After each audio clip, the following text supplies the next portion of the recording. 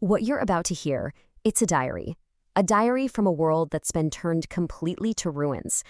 I'm going to share these words with you, just as they were written down. You know, it feels like some things just never, ever change. There's this one terrible certainty that just hangs over everything. A cycle that began long ago shall remain for generations. The cycle of violence. So, let's talk about the world I was born into. It wasn't something I chose, obviously. It felt like the story was already written, long before I ever even showed up. I mean, for as long as I can possibly remember, the only world I've ever known has been one of displacement, of being seen as different, of just being ignored by so many. And you see, this isn't just some timeline in a history book. It's the air I breathe. It all starts way back with my grandparents, forced to flee their homes in 1948. Then it moves to my parents, who were just kids during the First Intifada. And now it ends right here, with me looking at the rubble right outside my window. This is what was left for me. This is my inheritance. And in a world like this, you learn pretty quickly that even the smallest among us, even kids, are expected to carry the absolute heaviest weight. Yeah, you just have to. You have to find a way to stand up, even when the world feels so incredibly heavy and just so completely unfair. Some moments, they just burn themselves into your mind, The sounds, especially, the sheer terror of it, but also the courage of some people, a kind of courage I still can't really wrap my head around. I think about people like Dr. Hamam Allah. I heard he refused to leave his patients, even as the hospital was being bombed. Can you imagine that?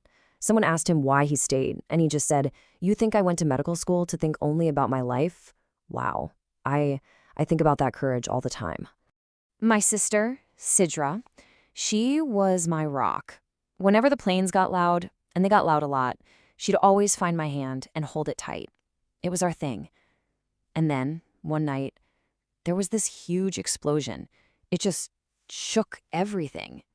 And when the dust finally started to clear, she was gone. So was my baby brother. And my grandparents. Just gone. After all that noise comes something else. A different kind of hurt. The silence. The quiet is somehow so much worse. Our house, it used to be so full of noise. Laughter, shouting, arguments, just life. And now it's just empty.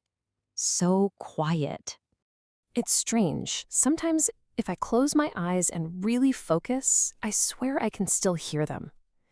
My brothers and my sisters, I can hear them laughing. It's just an echo in my head, but it's all I have left of them.